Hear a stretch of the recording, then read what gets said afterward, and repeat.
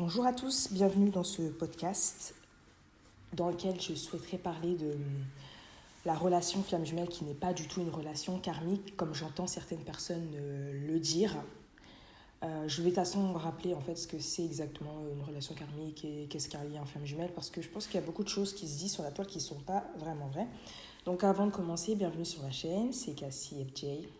Sur cette chaîne on parle de spiritualité, de psychologie. L'objectif étant d'amener les personnes à mettre de la lumière sur leur part d'ombre. Donc ce parcours, c'est un parcours de retour vers soi et en courant vers l'autre, en fait, on essaye de se rapprocher du soi. En réalité, on s'en éloigne et quand on comprend que les réponses, elles sont en nous, mais que l'autre est un miroir de notre ombre, et en voyant l'autre comme quelqu'un qui nous montre en fait ce qu'on a besoin de travailler et non pas comme notre ennemi, on peut de plus en plus en fait accepter, aimer des parties de nous qu'on juge, parce que quand on dit du mal de l'autre, en fait on dit du mal de nous, donc c'est... En tout cas moi je n'accepte pas vraiment qu'on vienne dire du mal aujourd'hui de son autre, surtout publiquement, parce que pour moi c'est se manquer de respect à soi-même. C'est comme si tu venais et puis tu étalais comme ça tes problématiques à toi ou je sais pas, ce que tu n'aimes pas.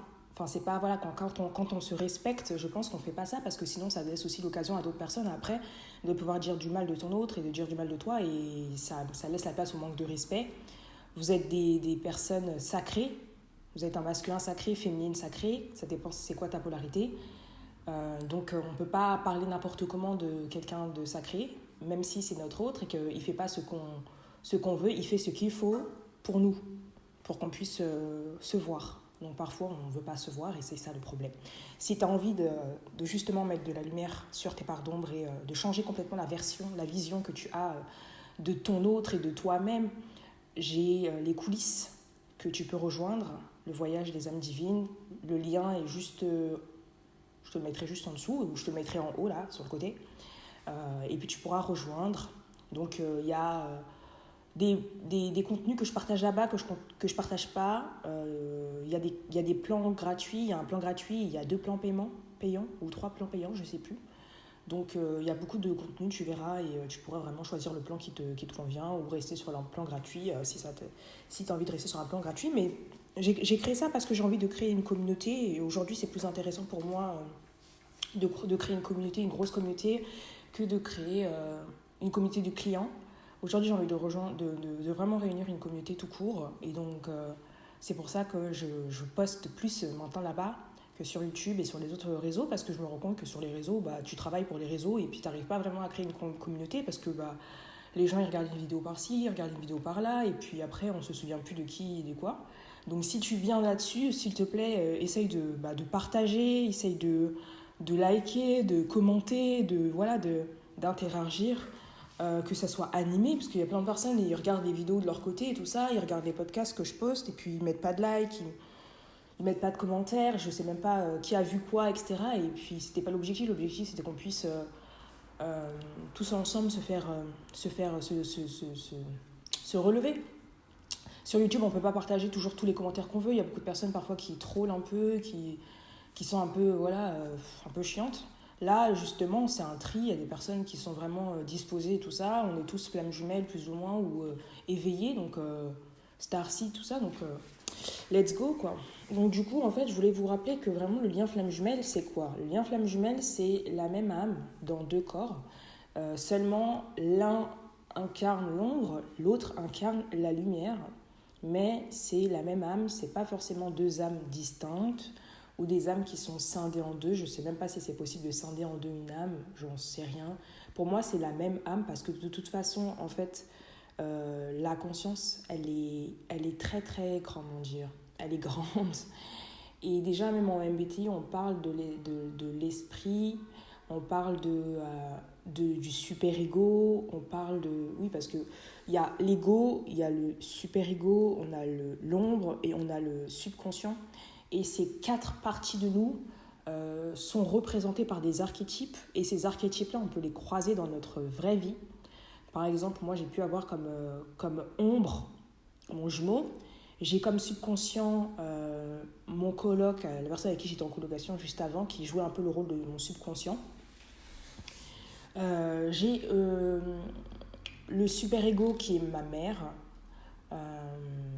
Et après, moi, qui est l'ego, qui est le moi, tout simplement. Donc, pour te dire qu'on peut vraiment... Et c'est pas que les autres, c'est des flammes jumelles, hein, c'est pas des flammes jumelles, c'est des archétypes, encore une fois, c'est des archétypes qui représentent ce qui se joue à l'intérieur de toi. Donc, le jumeau, c'est différent, parce que c'est vraiment l'ombre, mais tu peux tomber sur des personnes qui ont l'archétype de ton jumeau, qui ne sont pas ton jumeau, mais qui peuvent aussi te montrer quelque part de ton ombre, seulement vous n'êtes pas liés énergétiquement, et vous n'êtes pas la même âme. Donc du coup, il y a des différences, parce que vous êtes des âmes différentes. Et même si il a le même archétype que ton autre, il est quand même différent de toi, et vous n'êtes pas liés énergétiquement et tout ça, donc il y a des problèmes.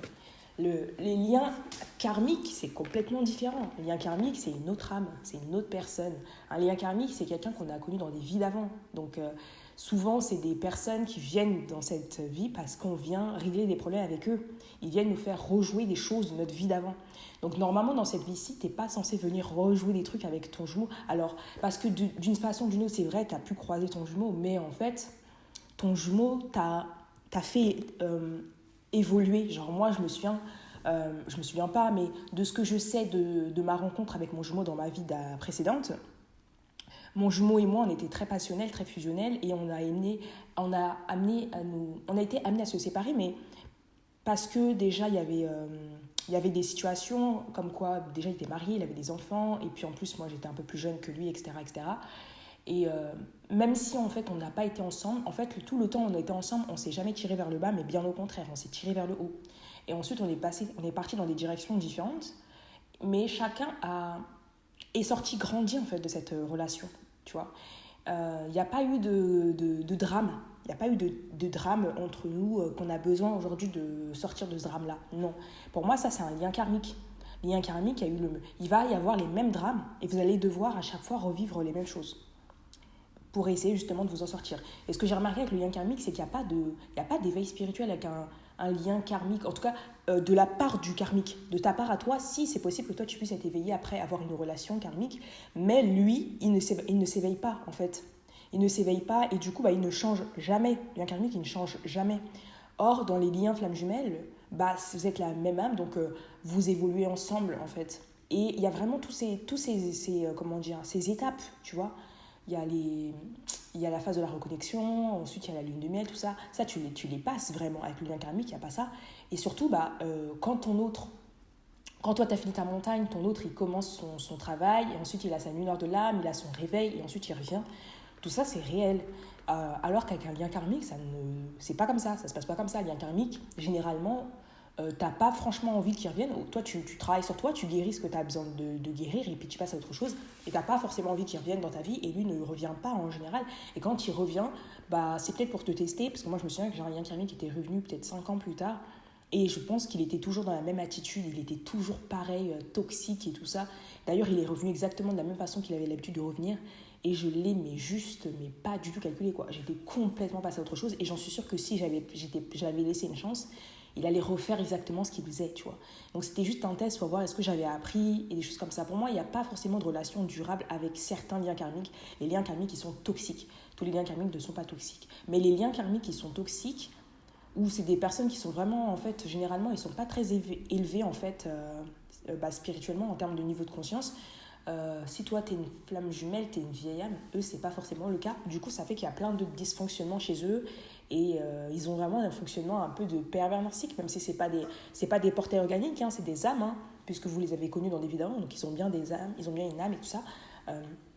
Mais ils sont pas aussi éveillés spirituellement et du coup, je trouve qu'ils sont pas aussi bienveillants. Ils fonctionnent pas comme ça. Envers vous aussi. Peut-être s'il est proche de toi, c'est qu'il t'aime bien. Parce qu'il n'y a pas sinon, ce lien il calculerait pas. Parce que lui, il s'en fout. Du coup, il s'en fout de passer pour le méchant. Il s'en fout de passer pour un con. Lui, il est sympa avec toi. En fait, direct, il n'y a pas de quiproquo à voir, tu vois. Là où une personne FE, ça peut être... Voilà. Donc le fait, moi, d'avoir ressenti que mon autre faisait ça, je pense que c'était juste me montrer ce que moi je fais. Parce que du coup, les gens, quand ils me voient, ils se disent en fait, j'ai pas de relation spéciale avec elle.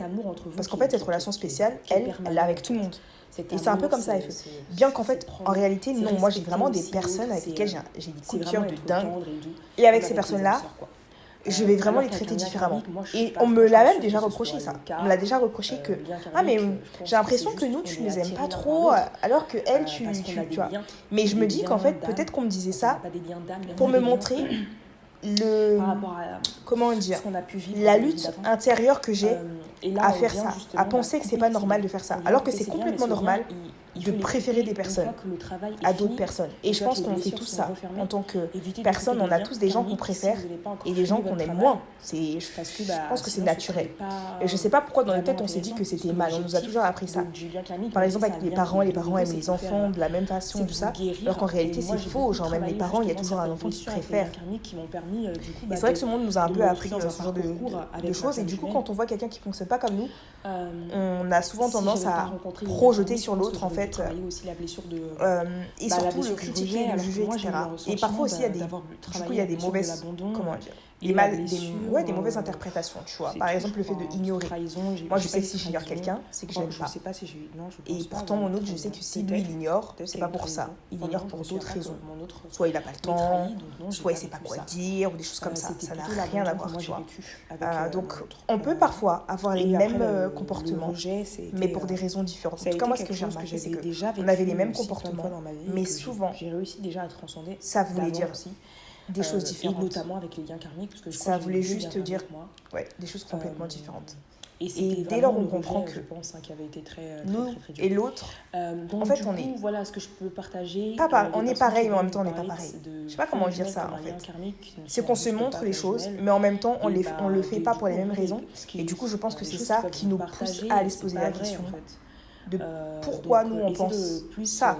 Pourquoi quand quelqu'un fait ça on pense ça, parce que nous c'est ce qu'on pense. Ça met le doigt sur le fait que l'autre et nous, on est différents, on a des enfances différents, on a des manières de penser différentes, on a une éducation différente.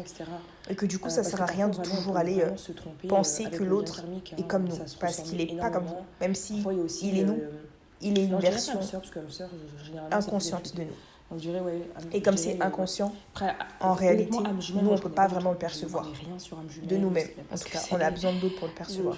Et c'est en ça où je trouve que c'est juste magnifique parce que je suis en train de redécouvrir en fait, moi qui regarde beaucoup de vidéos et tout ça, je partage énormément de choses. Alors, c'est clair que c'est facile de partager sur les autres, mais c'est moins facile de le faire sur soi-même. Mais même encore aujourd'hui, je suis en train de découvrir complètement des parties de moi que je ne pensais même pas avoir, quoi. Je me dis, mais merde, comment j'ai réussi à me mentir comme ça? Comment j'ai réussi? Mais l'esprit est tellement puissant pour nous faire croire des choses, c'est juste... Voilà, c'est tout pour en tout cas, le MBTI c'est juste magnifique, magique, toujours, parce que ça permet de pas stagner, quoi, d'avancer, de vraiment changer. Je me dis que sans cet outil, je sais même pas comment j'aurais fait. Donc voilà, j'ai envie de vous partager ça aujourd'hui dans ce podcast. Ça faisait longtemps que j'avais pas tourné un épisode, et on se retrouve dans un prochain épisode. Ciao.